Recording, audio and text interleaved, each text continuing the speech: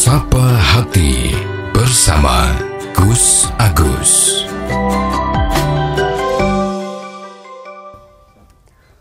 Sobat Dimas Diajeng yang berbahagia. Ya, maka kita sebagai umat Islam, ya ini umat Islam ya. Ya semoga, karena kalau memang keadaan di dalam menilai dirinya sendiri, ya fisiknya diri sendiri itu memang cukup kuat alasannya, ya untuk menunda kelahiran, menunda kehamilan, yaitu secara umum memang diperbolehkan, ya. Cuman hati-hati, ya, jangan sampai kita menganggap bahwa menunda kehamilan ini, ya, atau memutuskan untuk tidak hamil kembali itu dengan alasan yang pernah kami sampaikan kemarin, yaitu dengan alasan takut miskin, ya, takut tidak punya rezeki, ya, takut menjadi sengsara. Jangan. Ini justru yang seperti ini yang diharamkan. Ya, tapi kalau alasannya dibenarkan, sudah saya sampaikan, itu boleh-boleh saja. Dan ingat lagi bahwa kita pun masih diperbolehkan dengan catatan itu, ya tadi, dengan catatan bahwa itu memang darurat karena kesehatan kita, bahaya buat jiwa kita. Kita melakukan vasektomi atau tubektomi itu, dia masih diperbolehkan. Ya, masih diperbolehkan dengan alasan tadi darurat. Ya.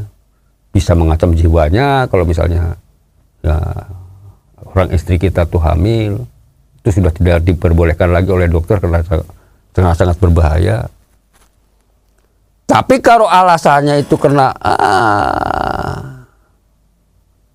sekedar hanya untuk ben enggak punya anak lagi, nah ini yang haram.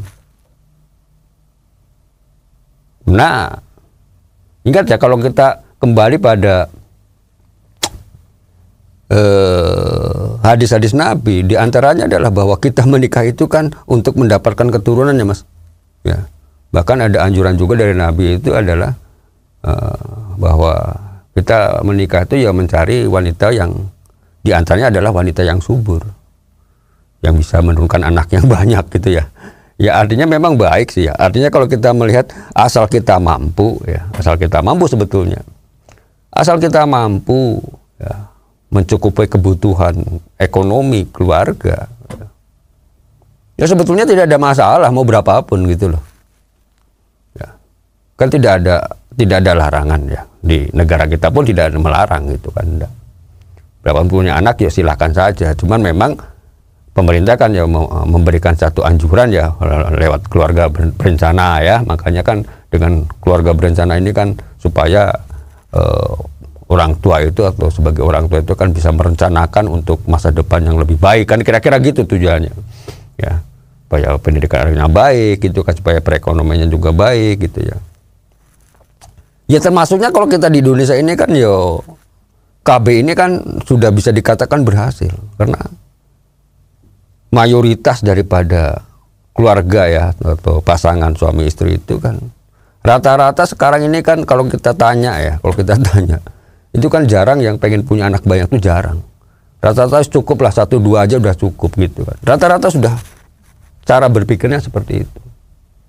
Karena ya sesuai mengikuti masa ya, mengikuti zaman. Orang itu kan ya artinya tidak pengen terlalu ribet gitu kan ya.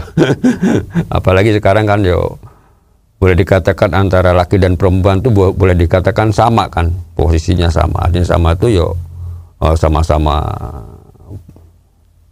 kedudukannya sama rata gitu kan. Ya ini kan kira-kira kan seperti itu anggapan daripada masyarakat sekarang itu kan seperti itu, sehingga sang orang istri pun ya tidak ingin terlalu ribet dengan banyak anak gitu kan. Lagi-lagi punya anak, lagi-lagi melahirkan gitu ya, ngurusinnya cuma dengan anak terus gitu kan. Mana untuk main-mainnya, mana untuk kegiatan lainnya, kan begitu kadang-kadang mikirnya. Ya boleh-boleh saja ya. Tapi ingat ya, dengan catatan alasan-alasan yang memang dibenarkan di dalam agama kita. Karena sebetulnya kalau KB ini berhasil tenanan yo, itu kan sebetulnya ya dari sisi positif negatifnya tetap ya ada juga. Ya, dari sisi negatifnya tetap ada. Negatifnya apa ya? Sebetulnya kan ya kalau kita perhatikan sekarang, anggap saja lah kalau misalnya setiap satu pasangan itu punya 2 anak, ya, misalnya punya 2 anak. Padahal satu sisi kebutuhan. Ya kita kan ngomongnya bukan hanya dalam keluarga, kalau udah seperti ini. Umumnya adalah mencakup di dalam satu negara. Satu sisi dalam kebutuhan negara itu kan memerlukan SDM itu kan sangat banyak ya untuk ngurusi macam-macam. Ya. Baik dari sisi keamanan, dari sisi ekonomi dan lain sebagainya. Dan mereka-mereka yang sudah mulai pensiun ini kan perlu digantikan ya, digantikan oleh orang-orang yang masih muda, yang masih produktif, apakah itu dari sisi pemerintahan maupun dari lembaga-lembaga swasta misalnya, perusahaan-perusahaan misalnya. Ini kan butuh regenerasi ini ya, butuh pergantian-pergantian. Kalau kita punya SDM yang sudah sepuh gitu kan ya memang secara etos kerja juga ya sudah berkurang gitu kan. Ya perlu digantikan oleh orang-orang yang masih muda. Makanya yang sudah pensiun kan harus diganti oleh yang masih muda. Itu kalau pekerjaan atau ya anggap aja pekerjaan itu masih sama seperti itu. Padahal namanya negara makin berkembang itu kan secara otomatis ya, yang dibutuhkan itu kan makin banyak karena banyaknya proyek, banyaknya pekerjaan yang harus dilakukan. Maka kalau kita melihat di negara maju ya kita anggap maju ya seperti Jepang, ya ini contoh aja ya. Itu kan sekarang ini ya karena banyaknya masyarakat di sana ya yang sudah ya mau menikah aja wegah gitu ya, artinya mengulur waktu, artinya nunggu nunggu masa yang lebih tua gitu kan, artinya apa ya, gampangannya ngomong tuh ya menunda pernikahan ya, apalagi kalau sekarang kan ya orang lebih banyak condong untuk mengejar karir gitu kan, sehingga otomatis pada saat menikah itu sudah usia yang dianggap tua, yang kalau ngomong kesuburan kan kesuburannya sudah berkurang. Maka kalaupun punya anak, ya punya anaknya otomatis tidak banyak. Maka yang terjadi ya sekarang kan ya di negara-negara seperti yang saya sebutkan tadi, apakah itu di Jepang, apakah itu di Korea, di Hong Kong, itu malah mereka itu negara itu malah memberikan tunjangan pada rakyatnya, pada warganya yang mau melahirkan, ya diberi tunjangan gede, tunjangannya tidak main-main. Kenapa? Pengen supaya penduduknya itu populasinya itu imbang gitu loh. Kalau sekarang kan populasinya sudah nggak imbang. Orang-orang yang tua yang sudah mau pensiun itu, calon penggantinya ini perhitungannya tuh sudah tidak imbang lagi. Sehingga tentu akhirnya akan merepotkan dalam satu negara itu sendiri. Ya sehingga harus mencari SDM dari negara lain gitu. Ya memang benar yang namanya teknologi itu makin maju. Ya apa-apa sekarang boleh bisa dikatakan pekerjaan-pekerjaan tertentu kan dikerjakan oleh robot gitu ya Mas. Ya. Tapi kan tidak semata-mata dengan robot saja. Masih banyak satu pekerjaan yang memang harus dilakukan oleh manusia itu sendiri.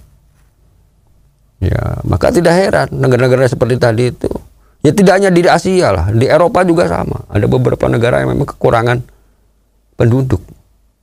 Ya, padahal berdirinya kekuatan satu negara itu asal penduduknya imbang, ya, artinya imbang itu memenuhi syarat untuk kebutuhan ekonominya, apakah untuk kebutuhan keamanannya, itu kan secara otomatis negara itu kan akan menjadi kuat. taruhlah seperti Amerika Serikat misalnya, seperti Tiongkok gitu kan, yang penduduknya banyak seperti itu dan otomatis mempunyai kekuatan yang besar gitu kan, secara ekonomi maupun secara keamanan. Maka negara-negara besar seperti ini kan ya maju. Walaupun sekarang ya memang beberapa juga menghadapi kekhawatiran karena faktor untuk regenerasi penduduk itu sudah mulai nampak berkurang.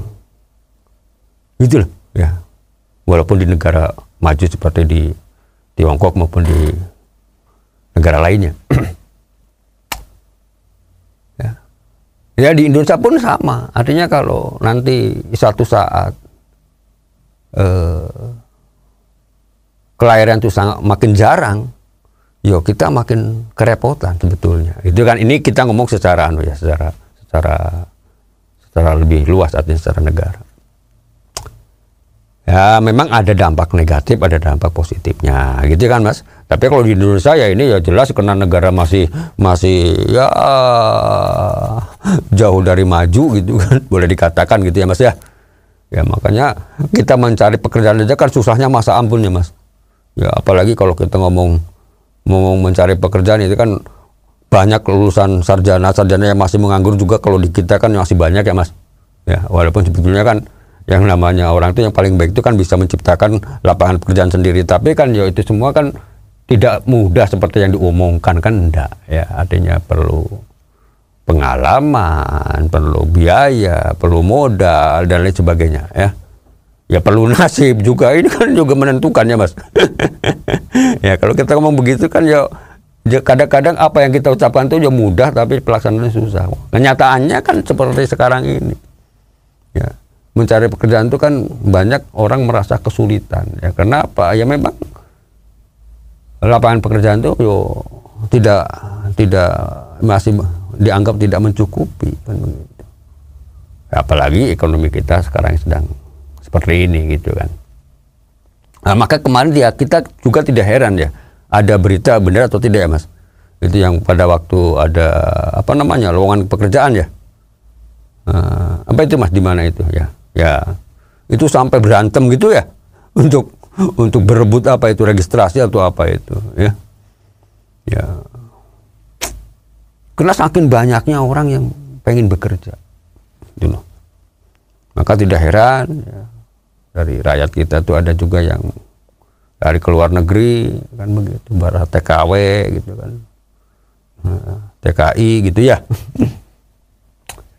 Ya itu tadi, karena ya memang di kita ini ya masih kurang di dalam menciptakan lapangan kerja.